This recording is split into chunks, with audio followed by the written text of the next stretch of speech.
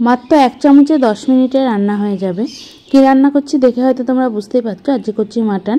মাত্র 1 চামচ দিতে হবে আর 10 মিনিটেই কিন্তু মাটন রান্নাটা হয়ে যাবে। তার জন্য মাটনটা ভালোভাবে ধুয়ে নিয়েছি। এবার লবণ হলুদ মাখিয়ে নিচ্ছি। ছোটো চামচের 1 চামচ লবণ 1 চামচ হলুদ দিয়ে ভালো করে মাখিয়ে প্রেসার কুকারে মাটন দিয়ে এর মধ্যে দিয়ে দেবো গোটা গরম মশলা, তেজপাতা আর সামান্য পরিমাণ জল। তারপর প্রেসার কুকারে ঢাকনা আটকে 3 থেকে 4টে সিটি নিয়ে নেব। যতক্ষণ মাটনটা সিদ্ধ হচ্ছে ততক্ষণ মশলাটা কষিয়ে নেব। খুব তাড়াতাড়ি কিন্তু এভাবে রান্না হয়ে যায়। পরিমাণ অনুযায়ী সর্ষের তেল গরম করে এর মধ্যে 1 চামচ চিনি দিয়ে দিলাম, যাতে কালারটা খুব সুন্দর আসে। চিনিটা আস্তে আস্তে গলতে শুরু করে দিয়েছে। এর মধ্যে দিয়ে দিলাম পেঁয়াজ কুচি। পেঁয়াজ কুচিটা বেশ লাল করে ভেজে নেব। পেঁয়াজ কুচির জন্যই কিন্তু ঝোলের রঙটা খুবই সুন্দর হয়। দিয়ে দিচ্ছি সামান্য পরিমাণ লবণ, যাতে পেঁয়াজটা তাড়াতাড়ি নরম হয়ে যায়। আস্তে আস্তে পেঁয়াজটা লাল হতে শুরু করে দিয়েছে। আমি আগে আলু ভেজে নিইনি, আমি পেঁয়াজের মধ্যে দিয়েই আলুটা ভেজে নিচ্ছি। প্রায় 3 থেকে 4 মিনিট মতো পেঁয়াজের সাথে আলুটা ভেজে নিলাম। এবার এর মধ্যে দিয়ে দেবো টমেটো কুচি। এখানে বড় সাইজের একটা টমেটো আছে।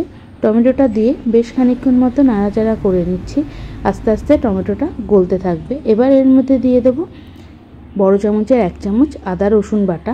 আদা রসুন বাটা দিয়ে এর মধ্যে জিরে গুঁড়ো দেবো না, ধনে গুঁড়ো দেবো। এখানে ছোটো চামচের 2 চামচ দিয়ে দিচ্ছি ধনে গুঁড়ো। তারপরে হলুদ গুঁড়ো দিয়ে দিলাম 1 চামচ, স্বাদ অনুযায়ী লঙ্কার গুঁড়ো, আর দিয়ে দিচ্ছি সামান্য পরিমাণ লবণ। যখন মাটনটা সিদ্ধ করে নিয়েছি তখনও লবণ দিয়েছি, পেঁয়াজটা ভাজার সময়ও লবণ দিয়েছি, আর এখন মশলা কষানোর সময়ও লবণ দিচ্ছি। মশলাটা খুব সুন্দরভাবে কষানো হয়ে গেছে। এবার সেদ্ধ করে রাখা মাটনটা দিয়ে দিচ্ছি। মাটন থেকে স্টকটা আলাদা করে রেখেছি, পরে জলের বদলে এই স্টকটাই ব্যবহার করব। মাটনটা এমনভাবে সিদ্ধ করতে হবে যাতে মাটন সিদ্ধ হয় কিন্তু গলে না যায়। খুব ভালো করে মশলার সঙ্গে কষিয়ে নিচ্ছি। এইবার দেব 1 চামচ soya sauce, dark soya sauce দিলাম, যাতে কালারটা খুব সুন্দর আসে। এই রান্নাটা আমি আমার বান্ধবীর থেকে শিখেছি, তাই ভাবলাম আজকে তোমাদের সঙ্গে শেয়ার করি। সয়া সসটা দিয়ে খুব ভালো করে মিশিয়ে মাটনের স্টকটা দিয়ে দিলাম, দিয়ে খুব ভালো করে নাড়াচাড়া করে ফুটতে দেব।